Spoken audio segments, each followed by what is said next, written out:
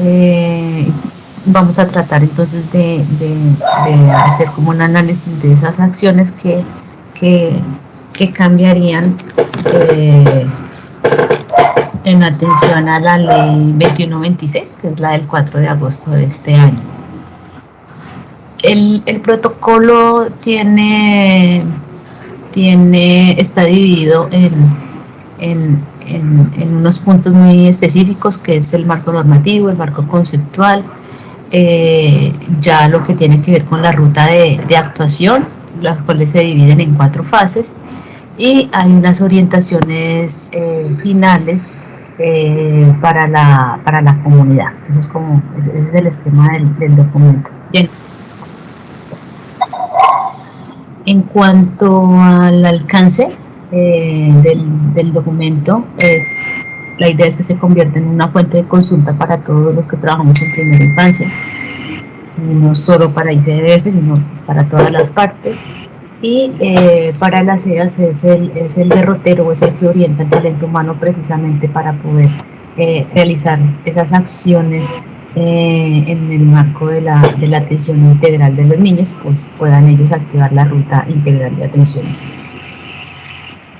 En cuanto el, el objetivo del documento es precisamente brindar todas esas herramientas conceptuales de procedimiento y también en la identificación de signos y síntomas frente a casos de inobservancia, vulneraciones y amenaza de derechos, y también poder brindar como una claridad frente a las acciones a realizarse en el marco de la activación de la ruta integral de atenciones. Frente al marco normativo, pues está dividido en 2 partes. Hay un marco normativo internacional y hay un marco normativo nacional. Todos los documentos del instituto están en este contexto porque pues Colombia se acoge durante la Convención de los Derechos del Niño, pues se acoge a las políticas internacionales para la garantía de los derechos de los niños. Entonces, por eso, si quieres, puedes avanzar, Jenny. Por eso hay un avance, unos acuerdos entre los países para poder ir contextualizándose en la normatividad que va surgiendo para la garantía de los derechos de los niños, niñas y adolescentes. Bueno, estas evidencias que aquí se proyectan es el resultado de un ejercicio que se realizó con 16 entidades de salud y protección social, que por primera vez realizaron la encuesta sobre violencias en Colombia para los niños, la cual medía por la prevalencia y las circunstancias alrededor de unos tipos de violencia, la sexual, la física y la psicológica, y los resultados que allí se encontraron, nosotros los habíamos trabajado el año pasado, ahí se pudieron identificar que los niños son mayores víctimas de violencia física, que las mujeres son mayores víctimas de la violencia sexual, al igual que la violencia psicológica, que bueno, todos los impactos que han tenido. Yo no me voy a detener en esta parte porque es lo que dio paso a la alianza, Entonces, a partir de esta encuesta, pues dio paso a la alianza, y lo que las cifras pretenden es poder sensibilizarnos frente a los hechos que están viviendo nuestros niños, niñas y adolescentes. Si quieres, Jenny, adelanta. Los análisis que ahí presentan, algunos son del 2018 y otros que son del 2019. Son resultados de los datos estadísticos de esta alianza. Yo les dejé también aquí un hipervínculo, si quiere adelanta, Jenny, un hipervínculo donde está toda la socialización de esta encuesta, que está publicada pues también en la página del instituto, pues a modo de socialización, y pues para poder revisarla y como tener los elementos del por qué es importante. Dentro de los análisis que se hicieron a nivel institucional, se identifica que uno de los principales motivos de ingreso para una medida de protección en el instituto pues es la violencia sexual, pero que si unimos a otros tipos de violencia pues va a ser el porcentaje más alto si unimos violencia física, psicológica o la negligencia. Dale, Jenny. Esto no dista de la realidad a nivel de departamento. A nivel de departamento también se encontró que los principales motivos de ingreso de una medida de protección de los niños y niñas y adolescentes es una situación enmarcada en la violencia, ya sea sexual, ya sea física, por negligencia psicológica o de otro tipo. Al corte del 2019 encontramos que para Santander el principal motivo de ingreso a la medida de protección era la violencia sexual. No tengo conocimiento del año pasado cómo cerramos, pero pues con todo esto del COVID pensaría que las cifras no son como muy alentadoras, pero bueno, confirmado lo tengo hasta el 2019. En cuanto a las niñas, adolescentes y mujeres gestantes, también se encontró que hay un porcentaje de niñas de entre los 10 y los 14 años en condición de gestante en nuestros servicios de primera infancia. Santander está de puesto número 12 a nivel país, en este corte fue del 2019. Y de adolescentes se encontró pues también un porcentaje bastante alto, adolescente y adulto joven hasta los 19 años, un 24.3%.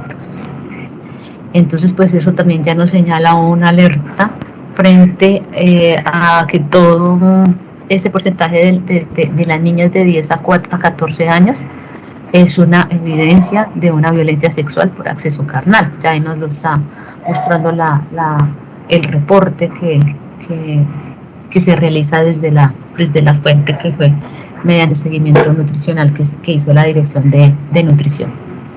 Dale, Jenny.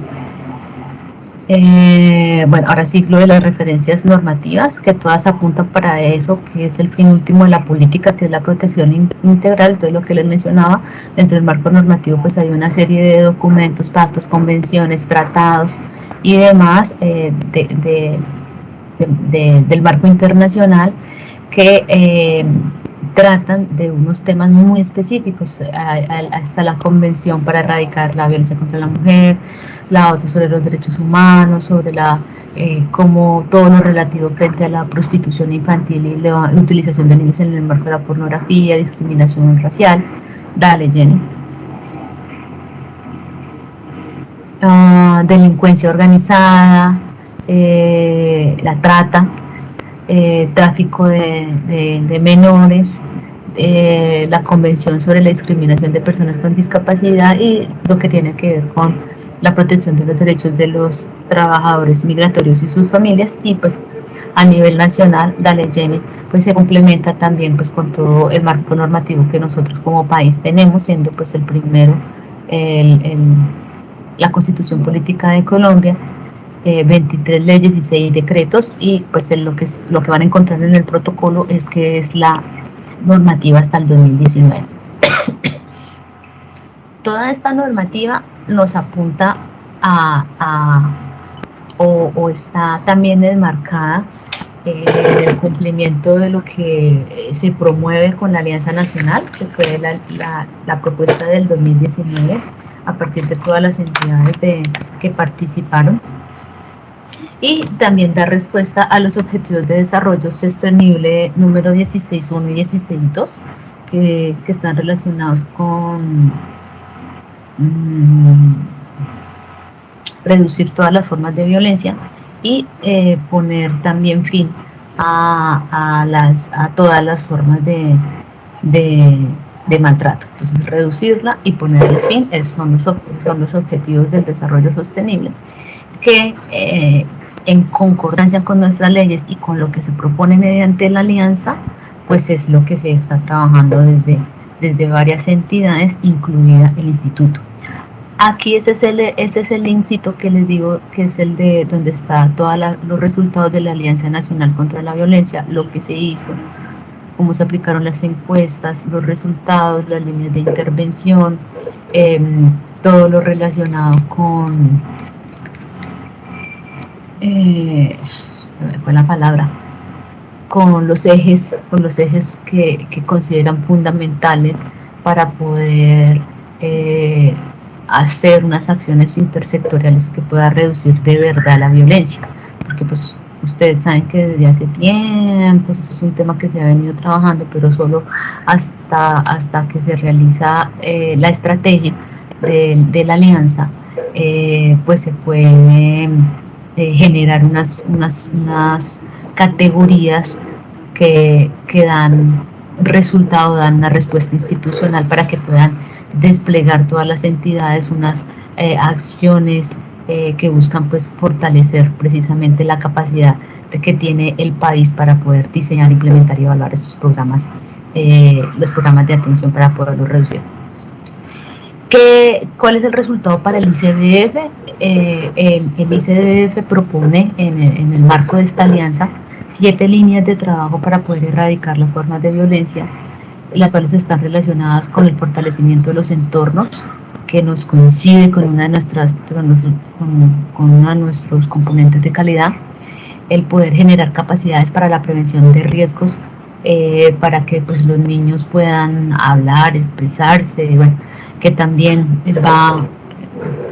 está enmarcada en la forma en que nosotros prestamos el servicio de primera infancia, que se fortalezcan también las herramientas del marco legal, como pues una forma para prevenir la repetición de los hechos de violencia. Pues son todas estas luchas que se han dado en el Senado. Otra línea es la de poder lograr esa atención oportuna e integral que pueda reducir los tipos de violencia y minimizar los daños que se generan. Es por eso que también todos nuestros misionales están enfocados al fortalecimiento y a la garantía de esa atención integral y al fortalecimiento de los niños, niñas y adolescentes como sujetos de derechos, a los cuales hay que desarrollarles unas habilidades. Entonces, pues también damos respuesta a esta línea de trabajo. Poder trabajar con datos y evidencias, poder contar con una información confiable y oportuna, por eso también es la insistencia en el reporte de calidad de datos. Si bien el formato que explicaba John ahorita es un formato que debe estar diligenciado por la EAS y que se debe reportar de manera oportuna, inmediata, como lo mencionaba Jenny, máximo 2 días, como nos lo dice aquí el protocolo.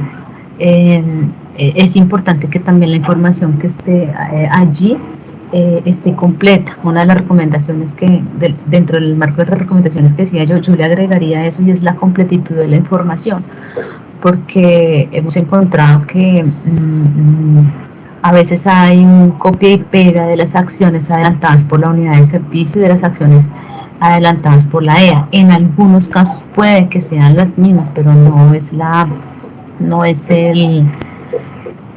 por ejemplo, para los servicios de la modalidad institucional, pues no es el actual. Cada una de las partes tiene unas responsabilidades y es importante que venga la información completa. Otra línea de trabajo que propone el instituto. Hágame un momento. Mami, su papá habla con su papá y le cuenta que está allá en casa. Es el poder consolidar toda esa arquitectura institucional de las entidades a nivel país para poder dar respuesta a esa prevención y atención de la violencia, y otra línea es que podamos transformar todas esas normas, creencias, comportamientos que tenemos y que han sido arraigados en nuestra sociedad frente a la violencia, que en muchos casos se naturalizan y en muchos casos lo que se hace es perpetuar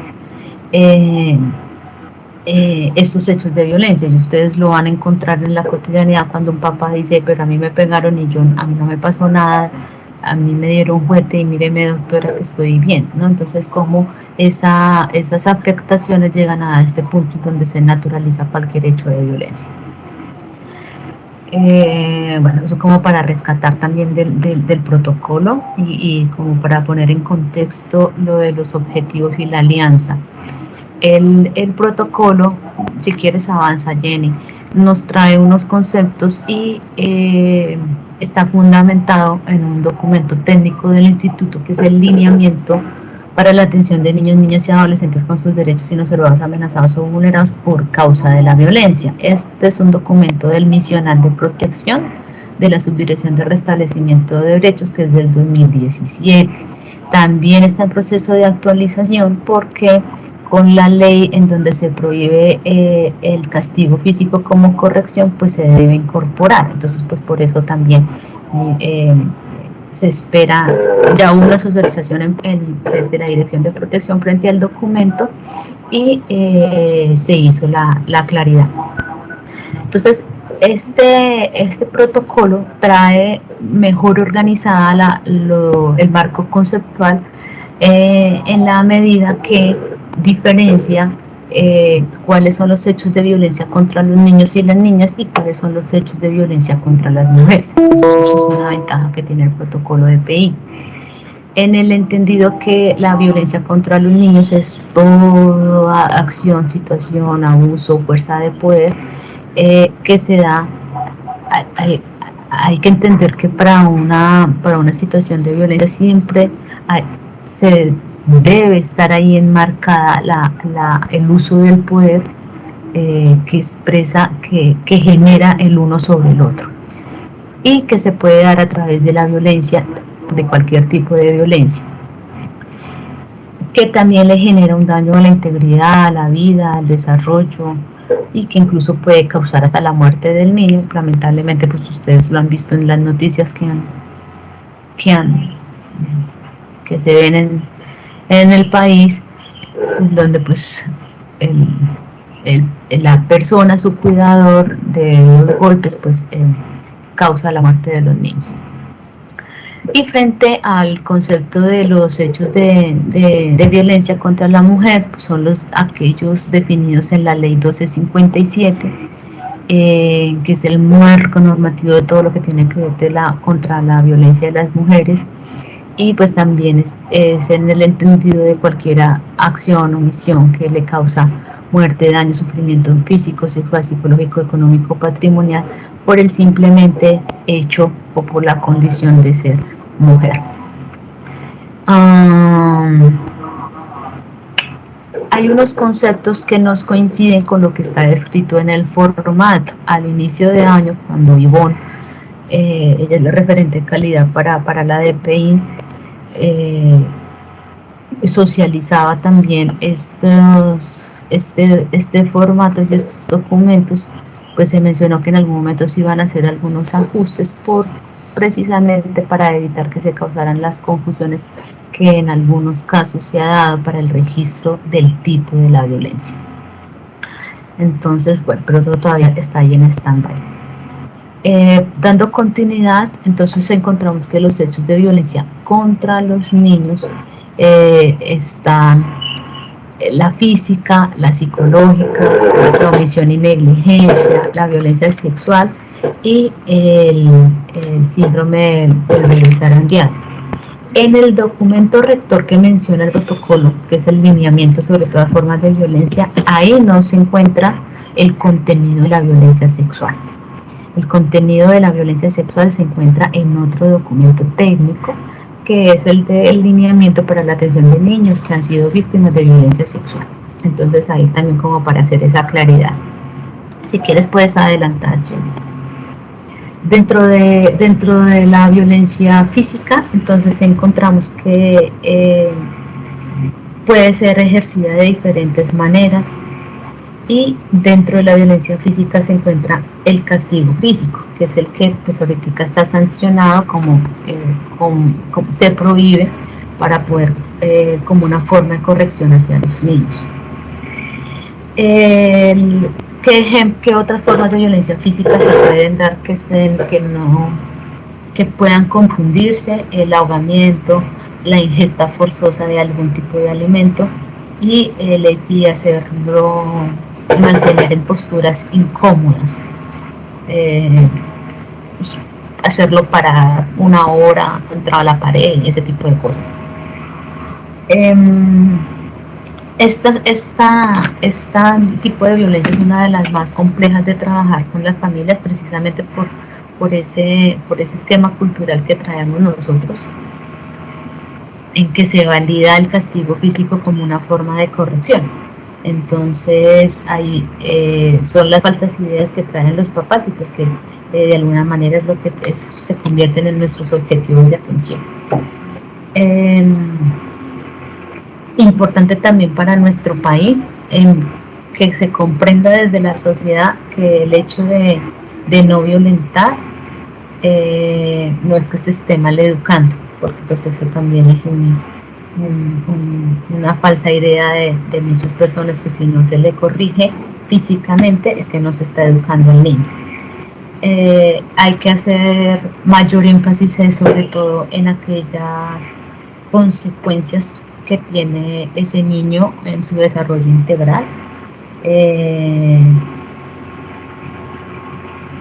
Y sobre todo pues en nuestros servicios de primera infancia. A un niño que se le golpea en casa, pues es un niño que perfectamente puede repetir la conducta en la unidad del servicio y pues se le está de alguna manera enseñando que se puede golpear a los demás, que la persona que agrede es más fuerte, que tiene la razón, que está bien dañar a la otra persona, que golpear pues es una forma adecuada de expresar sentimientos, de solucionar problemas. Y pues todas estas situaciones son las que se deben trabajar con las familias. Otra falsa idea es que si existe que el niño siente miedo, entonces cuando el niño tiene miedo es porque es un niño que es sumiso y respetuoso. Entonces no, realmente pues lo que tiene el niño es miedo y pues es muy diferente al respeto, y eso pues es algo que con el tiempo va a afectar la relación que tiene ese padre o esa madre con ese hijo. Y también hay que hacer énfasis con las familias en que comprendan que eso que ellos identifican como pronto un comportamiento inadecuado por parte de su hijo está relacionado con las necesidades básicas que aún no han sido satisfechas, y es cómo lograr esa dinámica de interacción entre ese niño y ese cuidador, no lo llamemos padre, voy a tratar de utilizar la palabra cuidador, de ese niño con ese cuidador, para que pueda ese cuidador tener esas habilidades para reconocer y para poder identificar esas necesidades que él tiene.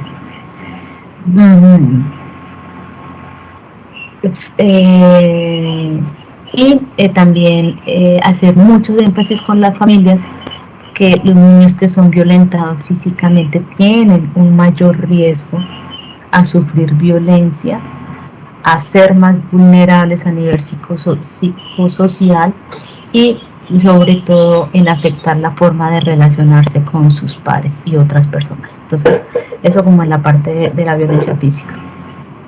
En cuanto al tipo de la violencia psicológica, en alguna de las asistencias técnicas hace poco mencionaban que era una de las violencias más difíciles de tratar y de intervenir. Sí, es bastante difícil su identificación y que el niño y el cuidador comprenda los impactos y las afectaciones que esto trae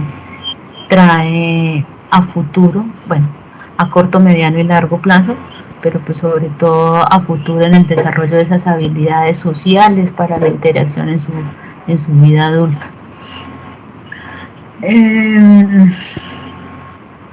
¿Qué pasa con la violencia psicológica?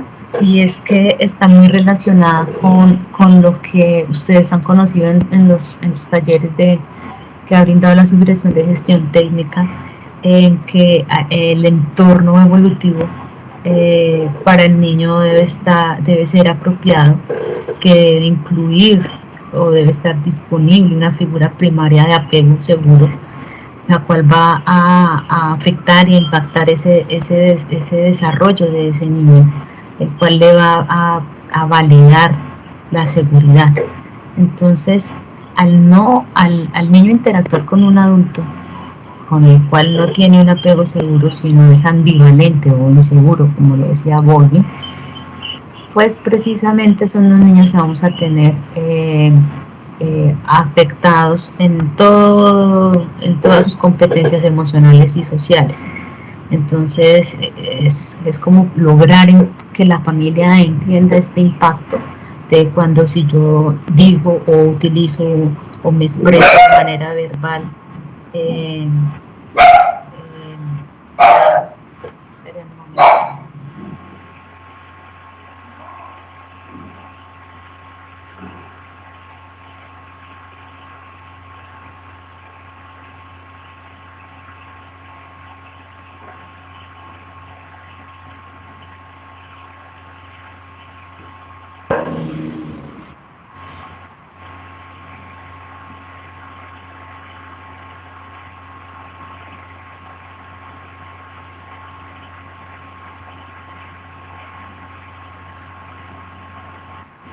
ya el momentico ahí que estaba guardando agüita. Entonces, que esa familia entienda que cuando se utilizan unas malas palabras que son inadecuadas, que indican desprecio, que denigran, que hacen sentir ridículo al niño, que hacen que lo ofenden, incluso que lo comparan, pues está mal, tiene sus impactos, afecta a nivel emocional y para la vida adulta. Esos papás que a veces amedrantan con que si no se toma la sopa se lo lleva el loco, pues eso también hace parte de una forma de violencia psicológica que es aterrorizar al niño y pues él se va a sentir como que no es querido porque pues ante cualquier situación como que la familia que es la que tiene que garantizar la protección no se la brinda. Aislarlo también es una forma de la violencia psicológica, inclusive el poder, inclusive la familia que toma acciones demasiado permisivas con su hijo también se constituye una forma de violencia psicológica, porque pues lo que hace es que el niño tampoco fomente unas conductas adecuadas para la interacción. Y pues está también muy relacionada con su extremo, que es sobre la restricción de la autonomía. Entonces todo en exceso es malo, ni mucho ni poco. Entonces al restringir también la autonomía del niño, coartarle que él pueda ir desarrollando esas cuotas de autonomía y de participación que muestran los niños en la edad en la que nosotros los estamos atendiendo, pues también va a promover unas conductas que evolutivamente son inapropiadas, porque pues él va a estar dependiendo de un adulto para siempre, entonces no va a poder tomar decisiones en algún momento de su vida. Hay otra forma de violencia psicológica que está relacionada con la infantilización o la parentalización, que es cuando se le asignan al niño roles de adulto. Se da mucho en el caso del fallecimiento de alguno de los adultos, en donde ahora tú eres el hombre de la casa o tienes que sí, asumir comportamientos de adulto. Entonces la mamá no está y entonces la niña tiene que atender al papá como si fuera su pareja. Y otra forma de violencia psicológica que está muy dado en la primera infancia es la utilización del niño para la materialización de los deseos de ese adulto. Es decir, que si ese adulto es qué sé yo, un deportista frustrado en X o Y deporte, en lugar de indagar los gustos y preferencias del niño de manera impositiva, pues el adulto lo coloca en el deporte que él como adulto quiere y no pues el de pronto el que el niño le guste o el que el niño tenga la habilidad. Y hay otra forma de la violencia psicológica, que es la instrumentalización del niño en los conflictos entre las figuras parentales, en donde pues lamentablemente se utiliza al niño para dañarse o para alejarse el uno al otro. Esto en cuanto a la forma de la violencia psicológica. En cuanto a la omisión o negligencia, pues hay que entenderla o no hay que confundirla en que, en que sea una situación de inobservancia. ¿Sí? No hay que confundirla. Aquella mamá, por ejemplo, a la mamita que le ha pedido que por favor eh, lleve al niño al control odontológico y la señora ha sacado la cita, ha ido, pero nada que le asigna la cita. Entonces eso no es que, ay, la señora es negligente porque no lleva al niño al control. No, simplemente pues ha habido una barrera que no le ha permitido pues llegar a hacer la actividad y pues no se puede confundir pues precisamente con esos casos de inobservancia. También la omisión y la negligencia no pues, se puede comparar o no puede estar eh, relacionada con esa dificultad que tengan los padres para poder garantizarlo, ya sea por razones económicas. Esa es la palabra, o sea, no se puede confundir por, por alguna dificultad económica que tengan en la familia. Entonces, que si a la señora se le ha dicho que traiga los uniformes y la señora no los ha podido comprar, pues no es que la señora omite las orientaciones que le da el profesional. No, es simplemente que pues, no ha tenido los recursos económicos para poder comprar los uniformes de ese niño y eso es el profesional lo que tiene que indagar muy bien antes de efectuar un juicio o un concepto frente a una violencia por este tipo, ya sea por omisión o por negligencia. En cuanto a la violencia por... Espérenme que se me cerró la pantalla. La violencia sexual, bueno, como les mencionaba, este tipo de violencia está referido en otro documento técnico, es solo para ese tema, entonces la información es muy amplia y nosotros como profesionales debemos poder eh, tener la certeza o garantizar que nos entiendan unos conceptos muy básicos en las unidades de servicios o el talento humano de la SED. Primero, a partir que la violencia sexual hay unas está también enmarcado en una ley que es la 1146 en donde esa es la que nos dice que todas las personas tienen que hacer denuncia de cualquier hecho de violencia. Entonces, cuando hablamos de ¿por qué no empleo la palabra abuso? Porque el mismo lineamiento nos menciona que al utilizar abuso estamos minimizando la connotación de lo que enmarca una situación de hechos sexuales contra niños, que es una situación de violencia que afecta al niño, afecta su integridad, afecta su vida, afecta pues, todos los derechos sexuales y reproductivos y que los impactos o las afectaciones son muy amplias. ¿Cómo lo define la ley? Como ese acto o comportamiento de tipo sexual ejercido sobre el niño. ¿Cuáles son las tres características que se deben analizar para que podamos identificar que está relacionada con un hecho de violencia sexual? Es que haya una relación de poder entre la víctima y el agresor, que se aproveche el agresor de las condiciones de desigualdad y que también se aproveche de las condiciones de indefensión de esa víctima. ¿Cómo lo puede hacer? Mediante la fuerza, mediante la coerción, mediante la manipulación, cualquier forma de coerción física, psicológica o emocional. Entonces, desde el instituto se ha promovido una clasificación de los actos y comportamientos de tipo sexual, que si bien todas esas tipologías no están enmarcadas como un delito en el Código Penal, sí representan una violación a los derechos sexuales y reproductivos y pues una violación grave a los derechos humanos de los niños y las niñas y los adolescentes.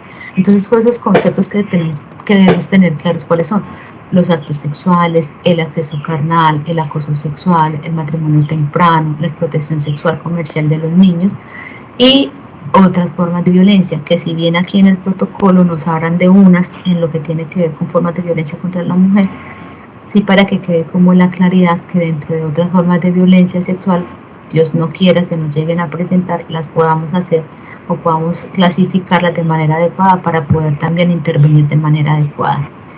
La esclavitud sexual, hace poco me mandaron un tweet de Bucaramanga que se estaba bien empleado el término, de unos casos de unos niños por allá de un municipio, era de la gobernación, de un municipio que habían sido esclavizados por un grupo armado ilegal en un colegio durante un tiempo. Pues le explicaba a Comunicaciones que sí, el término está bien empleado porque fueron sometidos precisamente a satisfacción sexual por parte de las personas que los tenían. El embarazo forzado, la desnudez forzada, el aborto forzado, la esterilización forzada, la mutilación genital femenina y me falta una, la anticoncepción forzada. Entonces, a la población con discapacidad durante mucho tiempo se le fueron víctimas de violencia sexual en lo que tiene que ver con esterilización forzada y anticoncepción forzada. Y solo después de la Convención de los Derechos de las Personas con Discapacidad es que y de los derechos sexuales y reproductivos es que todo se empieza a generar todo este movimiento para la garantía de los derechos de la población. Entonces, así de manera rápida, la diferencia entre acto sexual y el acceso carnal, lo habíamos mencionado en algún momento, el acto sexual son todas esas situaciones, acciones de comportamiento sexual donde no existe la penetración del miembro viril, ya sea por vía anal, vaginal, oral, penetración vaginal o anal de cualquier parte del cuerpo, a diferencia del acceso carnal, que es donde sí existe esta penetración. Entonces, hacer énfasis en que puede ser también cualquier parte del cuerpo o un objeto. El acoso sexual, en el entendido como esas acciones que pueden ser verbales, escritas, en donde hay un contenido sexual que hostiga, que acosa, que asedia, que ofende, que persigue a la mujer. En algún momento en una de esas asistencias me dijeron, ay, pero es que los hombres también somos víctimas de acoso sexual. Sí, tienen razón, también puede estar dirigido hacia un niño, hacia un adolescente, en donde por su condición pues él no puede consentir que se estén dando estas situaciones y el agresor lo que está haciendo es aprovecharse de su relación de autoridad o de poder o de cualquier posición social precisamente para poder realizar este acoso. En la alianza, frente al matrimonio temprano, en la alianza mencionamos que una de las líneas de intervención en cuanto al fortalecimiento de toda la infraestructura institucional está precisamente analizar el tema del matrimonio temprano, porque pues, según la ley colombiana, siempre y cuando los jóvenes sean mayores de 14 años, pues se pueden casarse. Se están analizando cuáles son los efectos o las afectaciones de iniciar un matrimonio temprano y por qué pues se quiere analizar también en el marco de que sea una forma de violencia contra la mujer. Entonces hay afectaciones, o sea, ya está la evidencia de que un matrimonio temprano hay afectaciones en salud física y mental que pueden aumentar el riesgo de embarazo temprano, que son embarazos que pueden acarrear problemas de salud, que puede causar muerte tanto para la adolescente que está embarazada como para el bebé, que abandonan el colegio, que pueden adquirir con mayor facilidad enfermedades e infecciones de transmisión sexual y pues repetir las historias de pobreza que se dan de generación en generación entre mujeres. En cuanto a la explotación sexual y comercial, la política nacional de infancia y adolescencia contempla una de las líneas es del trabajo para la prevención de la explotación sexual y comercial, al igual que el trabajo del adolescente trabajador. Entonces, frente a la explotación, y sí que nos han dado duro al instituto, que a cada rato dicen, ay, pero es que ustedes el instituto ven a esos niños allá en el semáforo y los están explotando y ustedes no hacen nada. Entonces acá vamos a tratar de diferenciarlo como para que ustedes tengan también la claridad junto con el talento humano cuando digan esas.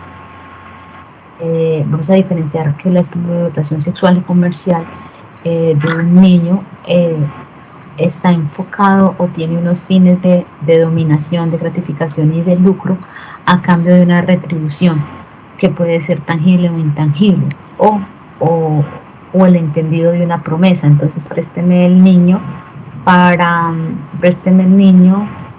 que me ayude en la casa y yo le doy el mercado del mes, algo así. Entonces eso es una explotación. Y que las familias a veces no lo ven como si fuera una explotación, sino como el buen vecino y chévere que simplemente me pide al niño de 5 años para que le ayude a recoger las tapas de la tienda, y a cambio de eso me está dando un mercado, porque es un riesgo muy grande, porque no sabemos también qué pueda ocurrir en esa dinámica de ese adulto y ese niño. Entonces son niños que al estar en un contexto de explotación pueden ser víctimas también de otro tipo de violencia como la sexual. Clarísimo que cualquier niño, niña o adolescente, toda persona menor de 18 años, no puede consentir ni validar su propia explotación sexual o comercial. ¿Qué quiere decir? Es que cuando el niño o el adolescente dice, no, es que yo quiero trabajar, es que yo quiero estar en ese bar, es que si yo voy y trabajo en ese bar, 4 horas me pagan y con lo que me pagan yo estoy estudiando, pero resulta que en ese bar, al estar en ese contexto, hay explotadores sexuales, a la joven o al adolescente le toca hacer otro tipo de cosas, pues en el contexto de que sea de pronto alguna de nuestras mujeres usuarias, pues está siendo también víctima de la explotación, porque ella, pese a que sea mayor de 14 años, no puede validar, no puede consentir su propia explotación. Dentro de las otras formas de violencia, bueno, aquí ya más adelantico cuando se hablen de las mujeres, ahí ya la mencionan. En el síndrome del bebé sacudido zarandeado, pues precisamente esa agresión que tiene el recién nacido cuando su cuidador no tiene como un trato muy adecuado, se constituye como una agresión física, hay impactos, hay lesiones, puede llevar también a la muerte del niño. Que se ha identificado, y es que cuando la mamá zarandea a su bebé es porque la mamá, bueno, o el cuidador está frustrado, no logra comprender ese llanto, no logra poder traducir esa necesidad de ese bebé, y pues realmente pues son estos bebés y recién nacidos los que son más vulnerables, porque pues su cabeza todavía no es muy grande, y sus músculos son débiles y pues no se ha desarrollado completamente, y lo que puede causar un daño cerebral, una sequera, una parálisis, una fractura, bueno, incluso la muerte. Entonces es una forma de violencia que se puede trabajar en el marco de los servicios de primera. Espera que me confundí con ese estornudo. ¿Qué? En los servicios de la modalidad familiar. Ya. Ya, dale Jenny, si quiere adelanta, que es el de la violencia contra las mujeres. Exacto, entonces ese es el marco normativo que nos regala la 1257. Y aquí lo que hicieron fue unirlo con otras formas de violencia en donde se ven afectadas también las mujeres. Entonces, como lo mencionaba John, para el caso de las madres gestantes que son usuarias de nuestros servicios, pues es identificar si ella está viviendo alguna de estas situaciones para poder diligenciar ahí en el formato y poder activar la ruta, como nos lo contaba Mónica, que en el caso de Bucaramanga están activando la ruta con la mesa departamental de mujeres. Eso es por ley, en todos los municipios debe estar las rutas establecidas para la protección de las mujeres víctimas de violencia de cualquiera de las formas de violencia. Entonces, bueno, yo me voy a detener ahí en las definiciones, hacer énfasis en que, si mal no recuerdo, no están todas relacionadas en el eje 4. Como para en el eje 4 está la violencia sexual, la violencia psicológica, física, la violencia económica y patrimonial. En el eje 4 la colocaron en un mismo, como una misma cosa, y pues no es lo mismo, es diferente. Entonces ahí también, como pues igual en el F4 no hay ninguna, si quieres pasa adelante, no hay opción para separarla, pues toca dejarla ahí en el mismo. La violencia económica y patrimonial, pues en los documentos lo dejaron como lo mismo. Sin embargo, como para que ustedes tengan claridad en lo que significa cada una, la violencia económica es cuando el proveedor, que casi siempre pues es la pareja de la señora, se niega a dejar el dinero para satisfacer las necesidades del hogar, ¿sí? Entonces es donde hay un abuso económico, o cuando si la señora trabaja, el señor le quiere manejar pues el sueldo a la señora, o que le dice a la señora que se porte bien y que le da para, no sé, arreglarse el cabello, cosas así. Y a diferencia de la violencia patrimonial, es cuando la señora, por ejemplo, tenía una casita y el señor se dio sus formas para poder sustraerle ese patrimonio, y hacerlo pues de él, ¿sí? O cuando la diferencia también está en cuando le quitan, o sea, ya es cuando le quitan las cosas. Por ejemplo, que la señora tenía un puesto de comida rápida, si el señor le quita esos elementos de trabajo, eso es la violencia patrimonial. Entonces, para que lo tengan en cuenta, en el F4 están colocados en el mismo renglón, entonces enmarcarían las dos situaciones.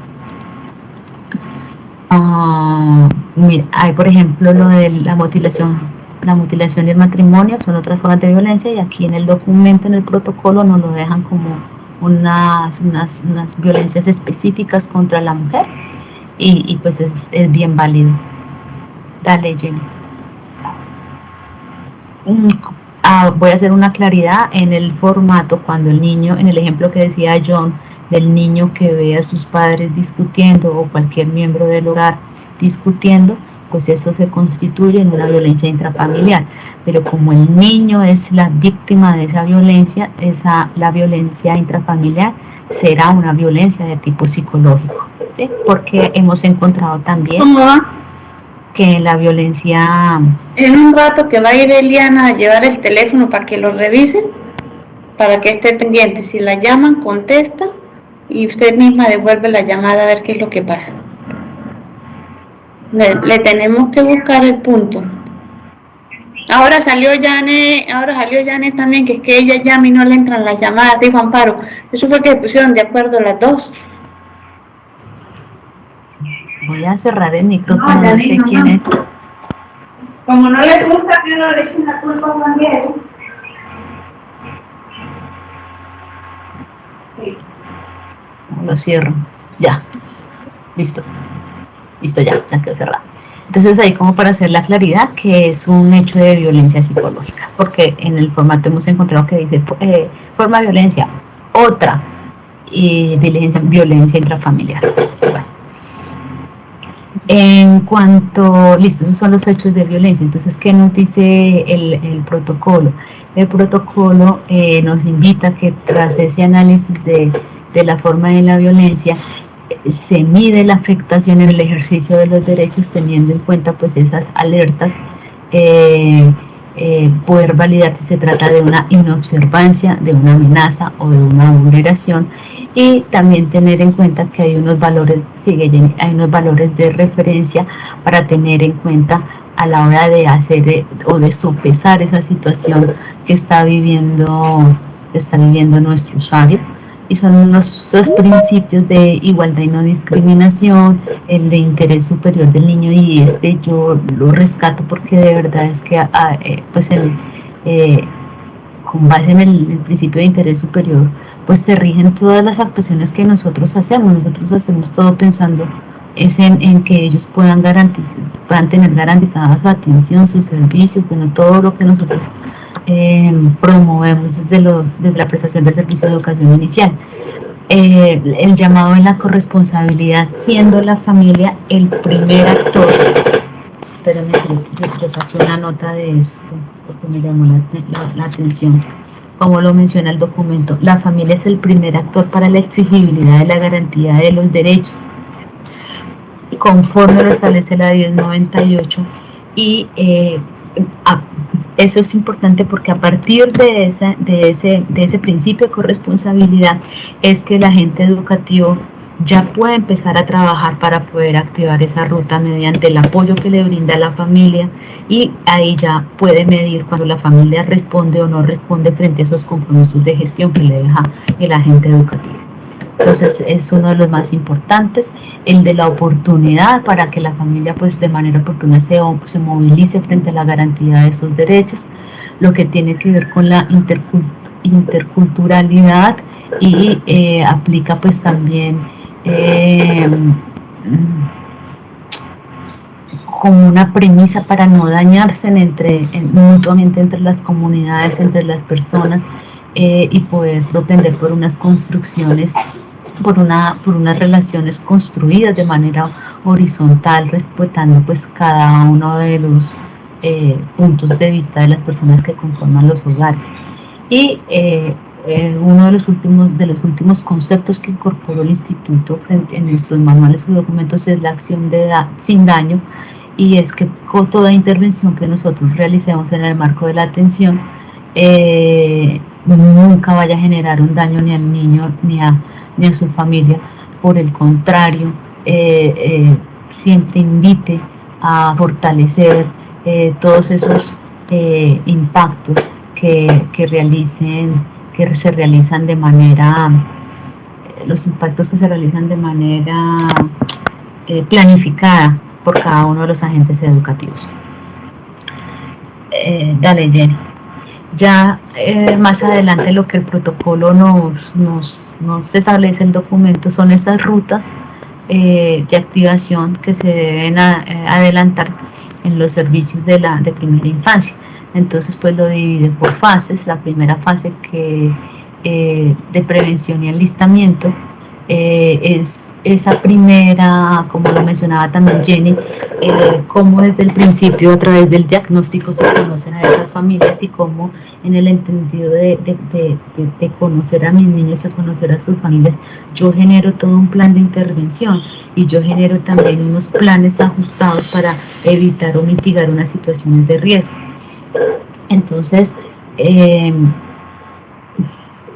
importante lo que se mencionaba en el componente de ambientes seguros y protectores, de poder mantener a ese talento humano capacitado, ese talento humano que conozca sobre la ruta de atención integral frente a los casos de amenaza, vulneración e inobservancia de derechos, y que puedas tener evidenciado todo el proceso de esas capacitaciones que se realizan.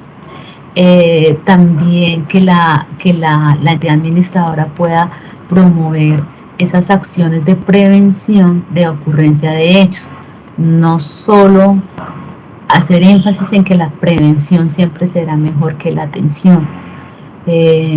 Obviamente pues sucedido el hecho pues tocará hacer acciones de atención. Que la EAS también pueda garantizar que cada unidad cuente con la identificación de instituciones y autoridades competentes en el territorio. Entonces, en la capacitación que hicimos el año pasado, yo les hacía énfasis en que diferenciemos las autoridades administrativas, las autoridades competentes. Y quiero hacer ahí también una claridad, que en este momento con lo de la 2126, que si bien hay un año para su aplicación, ya es un hecho, los compañeros de Carlos Lleras no me dejan mentir, ya es un hecho que todos los hechos es una realidad que todos aquellos hechos de violencia sexual que se están dando en el marco de la violencia intrafamiliar ya se los están pasando al instituto. Entonces, en ese mismo orden de ideas, pues hay que actualizar el talento humano de las EAS y hacer esa clarificación que cualquier situación de hecho de violencia sexual, pues el competente será, la activación de la ruta será en salud, porque pues cualquier hecho de violencia sexual es una urgencia médica, y quién será el competente para garantizar la protección, pues va a ser el Instituto Colombiano de Bienestar Familiar. Anteriormente, que se había dicho que si se daba el contexto de la violencia sexual en el marco de la violencia intrafamiliar, pues que lo iba a atender la comisaría, pero con esta ley pues ya cambia ese concepto.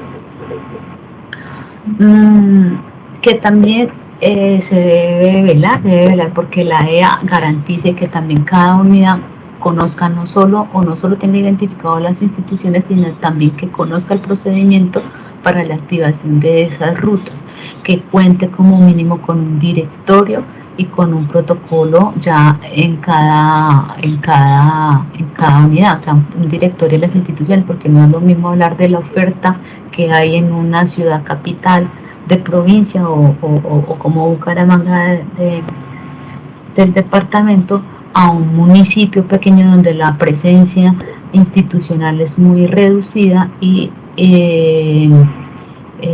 pues casi siempre son los mismos haciendo las cosas por los niños y las niñas. Entonces ese directorio pues tiene que ser de acuerdo a los territorios, a la presencia institucional en cada uno de los territorios.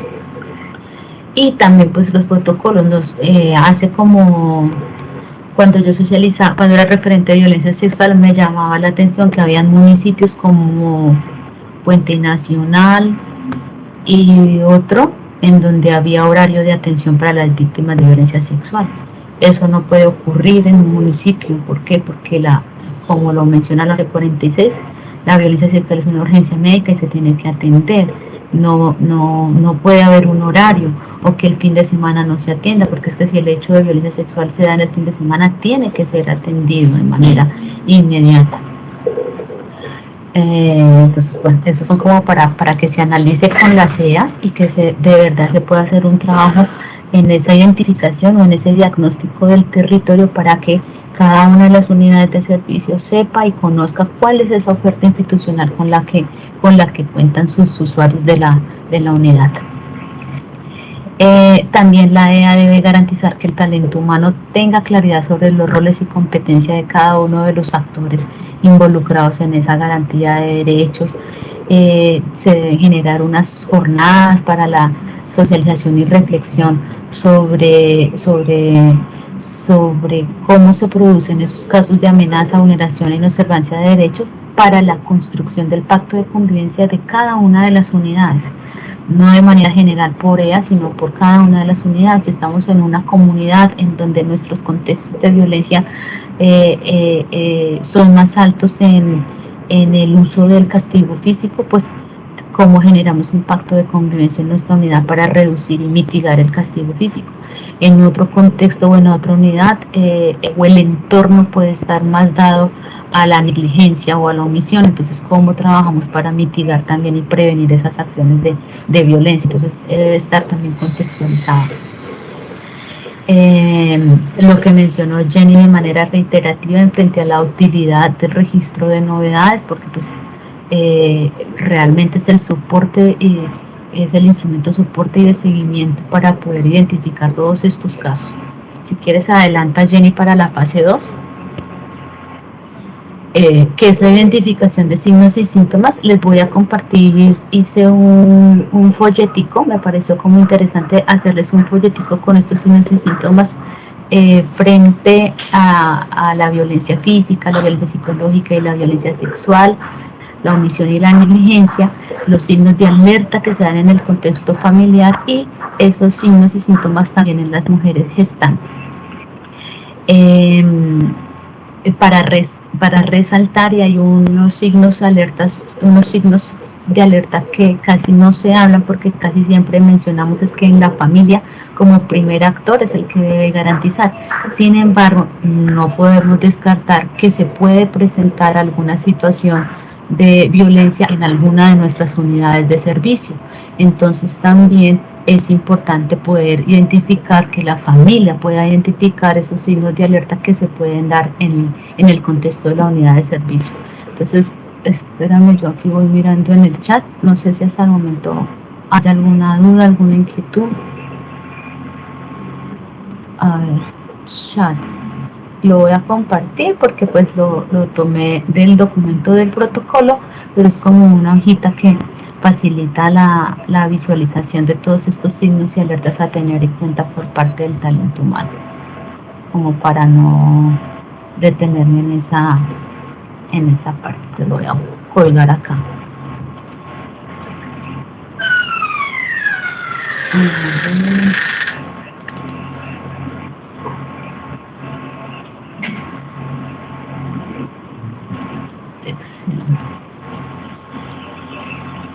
Me confirman si queda cargado ya en el chat para que lo puedan ahí visualizar mientras tanto.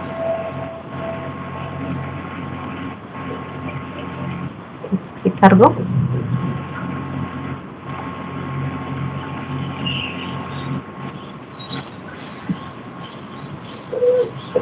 Compañeros.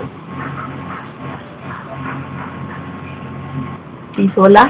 Señora. Listo. ¿Sí se cargó el folleto ahí en el chat? Ahora sí, señora, ya. Listo, entonces ahí pueden visibilizar. Sí, señora. Listo, vale. Ahí pueden visibilizar de manera rápida pues los signos y síntomas que se pueden dar en cualquiera de estos, evidenciar en cualquiera de estos contextos o en cualquiera de estas situaciones de violencia, como para que lo tengan ahí a la mano. Una vez identificado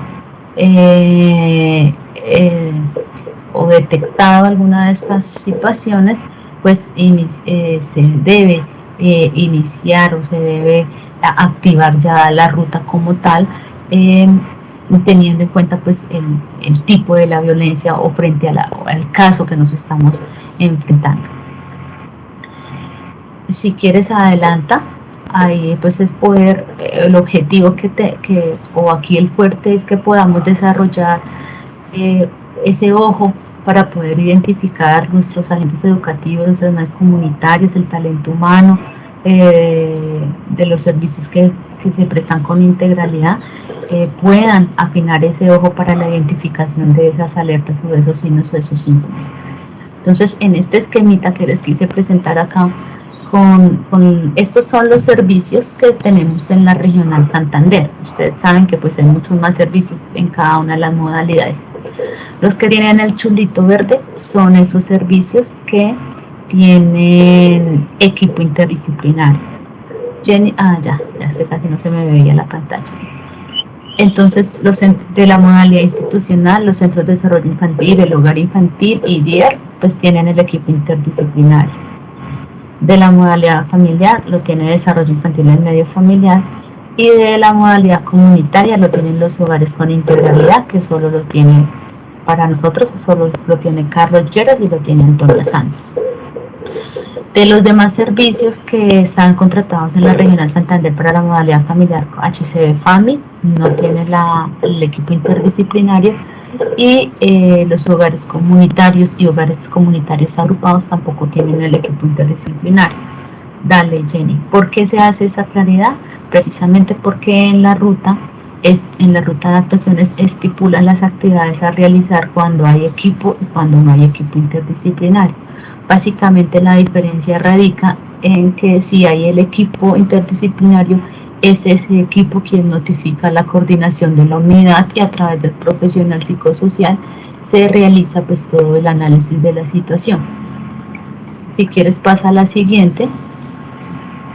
Cuando no hay equipo interdisciplinario, entonces aquí vemos que la flechita está hacia abajo, es la madre comunitaria quien le notifica a la EA, y ustedes saben que en muchos casos de nosotros tenemos unas asociaciones y son las mismas madres que ejercen esos cargos de la entidad administradora. Entonces, la EA o la persona encargada debe notificarle al supervisor y dice máximo 2 días hábiles. Entonces, ahí vamos como empatando en tiempos. Nos decían de manera inmediata y aquí ya la inmediatez es máximo 2 días, ¿sí? Como para ir también como clarificando eso, como para ir haciéndose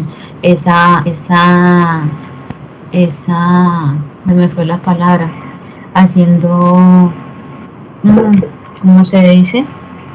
O sea, cuando se va a revisar el formato de lesionados, que a veces dicen a los compañeros es que la DEA no ha reportado. Ojo, porque es que si la DEA no ha reportado, está incumpliendo también con un criterio de tiempo que debe presentar la documentación. Haciendo énfasis, es la palabra que se me había olvidado, haciendo énfasis en el cumplimiento de todo esto. ¿Por qué? Porque precisamente van o apuntan a que se garantice de manera oportuna o que se active de manera oportuna la ruta. Dime, Giselle. Gracias, buenos días. No, es que yo me he encontrado en el centro zonal cuando estoy consolidando en el formato de registro de estos presuntos hechos, que a veces no coincide el protocolo del que estamos hablando, las actuaciones cuando hay, por ejemplo, servicios y con equipo interdisciplinario. Entonces, por ejemplo, en las actuaciones de la unidad de servicio, registran que la psicóloga identificó el caso y activó la ruta y bueno, y presenta y notifica al centro zonal, hace todo lo que debían hacer en conjunto. Entonces yo siempre les insisto que se refleje el protocolo en lo que registran en este formato. Entonces, si por ejemplo la madre comunitaria identifica el caso, le reporta a la psicólogo qué hace, la intervención que hace, después que se reúnen el equipo y analizan el caso y deciden activar rutas si es el caso, pero que quede todo ahí, ¿no? Porque no se refleja el protocolo y sí se debe reflejar porque es el cumplimiento de lo que deben hacer, ¿no? Bueno, gracias, quería apuntar eso. Vale, Giselle. Jenny, si quieres entonces devuélveme la diapositiva por fin, con equipo interdisciplinario. Con el equipo interdisciplinario, pues como lo menciona Giselle, es correcto, es cierto. El agente educativo, madre, padre comunitario, a mí no me ha cambiado la pantalla, no sé a los compañeros si ya les cambió. Con el equipo, entonces el equipo es el que le debe notificar a la coordinación de la unidad. Y el psicosocial, profesional con el perfil psicosocial, debe analizar esa situación, analizar el caso que se está presentando, hacer esa validación de los signos, síntomas, alertas y demás, identificar la respuesta de la familia, si es una primera alerta que se está presentando, si la unidad de servicio ha apoyado a la familia anteriormente en esa situación. Jenny, si quieres, atrásala, porfa. Y mira que ellas tienen que hacer siempre una reunión con todo el talento humano para analizar la situación. No puede uno decidir, bueno, a menos que sea una cosa ya de urgencia, ¿no? Pero no pueden decidir así solitas, sino tienen que compartir y socializar la situación. Lo que no se refleja a veces en lo que ellas registran en ese formato. Vale, sí, también como puede que lo hagan, porque también identificamos que pasaba, que puede que lo hagan, pero que no queda bien redactado, o sea, no queda entendido. Bueno, no se corrió la diapositiva, entonces como para rescatar que con el equipo interdisciplinario se tiene que hacer este análisis, teniendo en cuenta primero pues que la unidad le ha brindado todo el apoyo a la familia frente a la situación particular que se está presentando.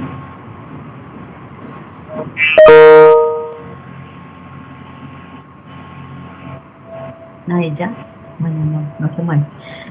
Lo segundo es que si habían acuerdos o compromisos de gestión y que si no se cumplieron y por el contrario han persistido, es también un punto, una situación de análisis.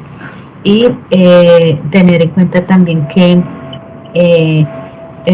al persistir esta falla por parte de la familia o la no movilización de la familia, pues ya se constituye en una situación para poder activar esa ruta de atención integral.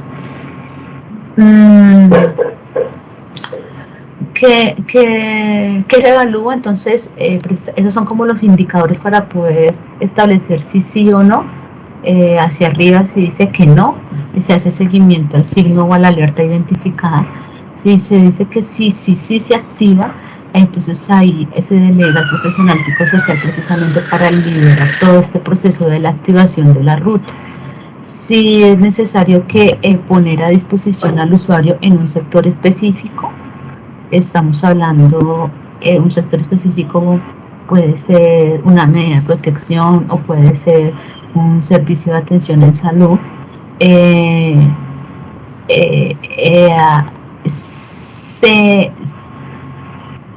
Sí, entonces se va a indagar también frente a quién es el agresor o quién, pues, si es un hecho de violencia sexual, si el agresor está dentro del mismo hogar. Entonces, si está dentro del mismo hogar, pues lo que nos indica la ruta es que no se le informe al agresor, no se le cite al papá para informarlo de los hechos. Si no se requiere colocar al usuario en un sector específico, se puede activar esa ruta por oficio o por canales virtuales. Entonces, mire que por oficio es que la mayoría de las veces activamos la ruta, por ejemplo, en lo relacionado con salud y nutrición, de aquellos usuarios que no asisten a la toma o que tienen una condición especial de salud. Se le debe notificar al supervisor del contrato nuevamente 2 días hábiles, nos hablan de un tiempo, de estas acciones que se adelantaron para la activación de la ruta.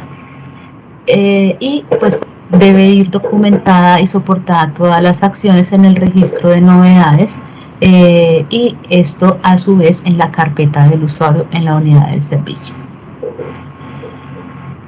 Cuando si el presunto agresor, quedamos en la parte de si se tenía que colocar a disposición de alguien y que el presunto agresor es alguien de la familia o el cuidador,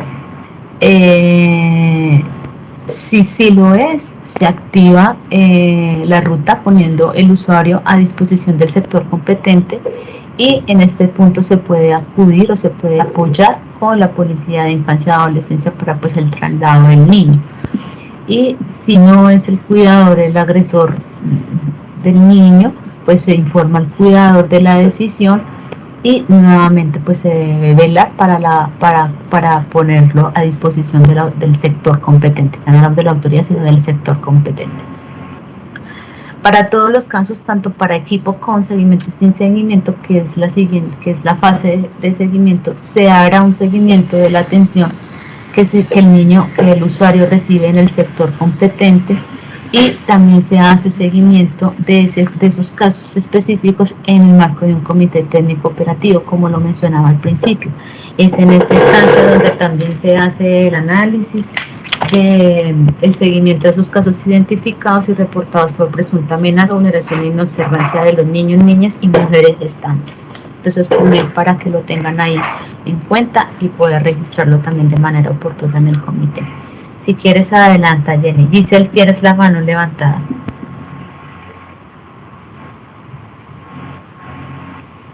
Perdón. Bueno, yo pensé que era un aporte, Giselle. Bueno, la última fase, que es la de seguimiento y cierre, que aplica para todos los casos. Lo que les mencionaba, entonces que se haya prestado la atención en el sector competente al cual se remitió el niño, que se haga también el seguimiento de que sí se atendió, sí se está atendiendo, no simplemente como que se remite el caso y ya, sino que realmente se haya atendido. En el marco del comité técnico operativo también dejarlo registrado y si se activa. Hay una observación también interesante y es que colocarlo en conocimiento del sector de protección ante la autoridad administrativa competente del caso para continuar con la activación de la ruta. Entonces ahí es para dar claridad de la competencia que tiene cada una de las instancias para poder garantizar los derechos de los niños. Dale, Jenny. En esta diapositiva ahí está completo el esquema, está dividida las acciones que se tienen que hacer en la fase 1, las acciones que se hacen en la fase 2, las acciones que se hacen en la fase 3 y las acciones que se adelantan en la fase 4. Eso es como el resumen. Dale, Jenny. Ahora, aquí, en caso de amenaza cuando es por parte del talento humano vinculado a los servicios, entonces también es importante que se tengan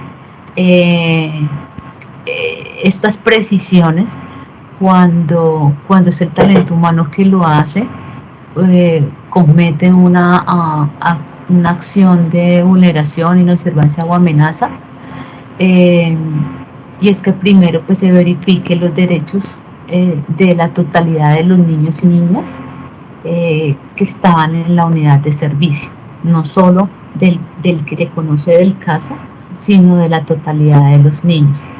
Y se debe también informar al supervisor y a las autoridades competentes de manera inmediata y oportuna, precisamente pues de las situaciones que colocan en riesgo de la vida de los niños o de su integridad. En el caso que esta amenaza o vulneración se dé por parte de una madre o un padre comunitario, se tiene que proceder con lo dispuesto en el manual operativo. En el protocolo pues aparece el numeral 2422, el 21, que es el de la versión 5, no aparece el de la versión 6. Pero lo que hay que analizar ahí es que si se constituye una causal de cierre y para proceder de acuerdo a lo que está establecido en el manual, si se realiza mediante una apertura del procedimiento de cierre o si alguna de las causales da para cierre inmediato.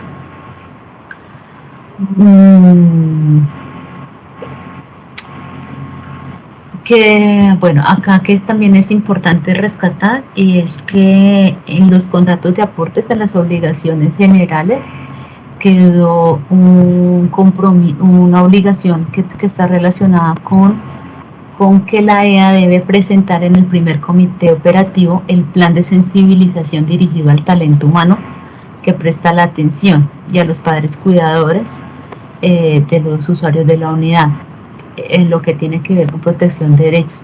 Para el año pasado fue lo que trabajamos durante todo el año con lo del tema de, ¿cómo era que se llamaba? Lo que se pagó. Bueno, no recuerdo en este momento la palabra que se empleó en ese momento por la DPI para el pago de ese plan. Pero pues eso quedó ya implementado y es que el talento humano pueda poder hacer ese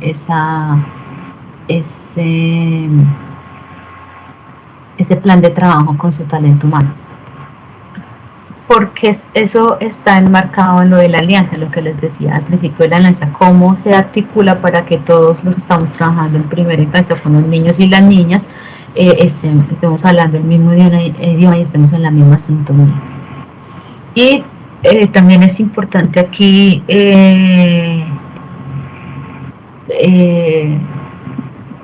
mencionar que es potestad de la EA pues determinar las acciones que se van a emprender pues contra su trabajador, ya sean de tipo legal o administrativo, pues precisamente al haberse pues incumplido con una de las obligaciones y que debe estar muy bien estructuradito. No sé si hay alguna abogada que me está acompañando hoy, que debe estar muy bien estipulado en el contrato laboral que establezca la EA con el talento humano. O sea que eso es una causal de incumplimiento. ¿Alguien abrió el micrófono? ¿Sí? ¿Alguno que me vaya a apoyar en esa parte legal? Bueno. Dale, Jenny, ya como de manera para finalizar, hay algunas orientaciones que es importante que el talento humano lo tenga en cuenta, de la postura o de la actitud, de la disposición para poder abordar una situación de violencia. La idea es que no se realicen unas entrevistas pues de tiempo, modo y lugar una entrevista forense, porque pues eso le compete a la fiscalía el análisis de esas situaciones y determinar esas premisas, que no se profundice tampoco en algunos, sobre todo en los hechos de violencia sexual, sobre las situaciones que rodean la violencia, precisamente para evitar la revictimización, la absoluta discreción y confidencialidad pues durante todas las etapas del proceso de activación de rutas, pues para salvaguardar la integridad de los niños o de las personas involucradas. Y que pues que muchas veces se dice que sí, que esto lo que estamos hablando es confidencial, es confidencial, que no se va a hablar nada, pero que ante un hecho de violencia pues no se puede guardar silencio, y que sí es importante explicárselo a las partes cuando la usuaria le está diciendo a la agente educativo, es que le voy a decir algo, pero por favor no le diga a nadie, es que mi pareja entra a la habitación de la niña todas las noches. Entonces, ¿cómo lograr ese ambiente de confianza para poder explicarle a la persona que no se puede guardar la confidencialidad por el principio de interés superior de los niños, y que es un hecho que tiene que ser denunciado? Sigue, Jenny. Al finalizar pues, ¿no?, del protocolo y en el marco pues de todas las directrices que se han brindado desde el instituto, es esa socialización de los canales para las denuncias que se pueden utilizar, que se han creado pues diferentes canales. Está la línea 141, la línea de WhatsApp, la línea gratuita, bueno, pues el chat, todo lo que tiene que ver con todas estas nuevas tecnologías para la comunicación, y hacer énfasis también que cualquier persona que conozca de una situación de que un niño o una mujer pueda estar siendo víctima de violencia, pues se puede denunciar, que es deber de todo ciudadano denunciarlo. Y la línea 155, que es el de para la Consejería Presidencial para la Equidad de la Mujer, que al igual como la 141, que es especial para niños, pues esta quedó ya institucionalizada para la mujer. Me pasé 20 minutos, compañeros, dando la socialización de manera muy general del protocolo. Dale, Jenny.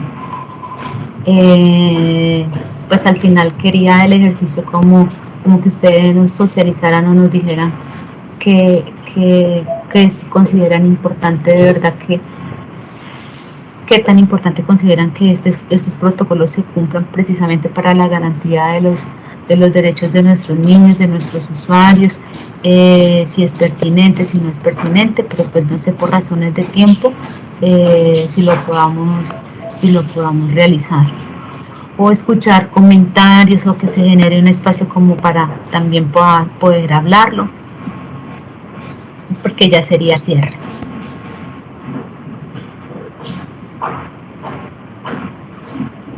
Muchas gracias.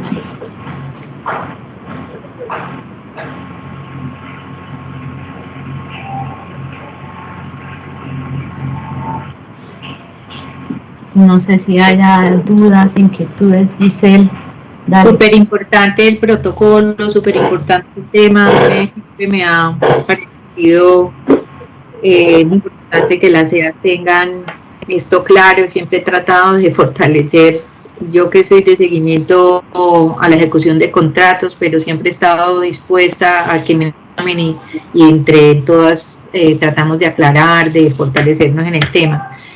También quería decirlo, el seguimiento en comités técnicos operativos de esos casos es súper importante también, que se traigan a cuenta en los comités para saber en qué va el caso, en qué se cerró o cómo va, ¿no? Gracias. Y muchas gracias, muy interesante todo lo que se expuso. Inclusive, Giselle, si se activó o si no se activó, ahí se puede analizar si tenemos que coger mano de los compañeros del sistema para poder elevar de pronto alguna problemática que ya sea como en común de los niños, para elevarlo en una mesa de infancia y pues articular acciones ya de fondo, como lo mencionaba Adri al principio, ¿no? Entonces, como desde el año pasado la Secretaría de Salud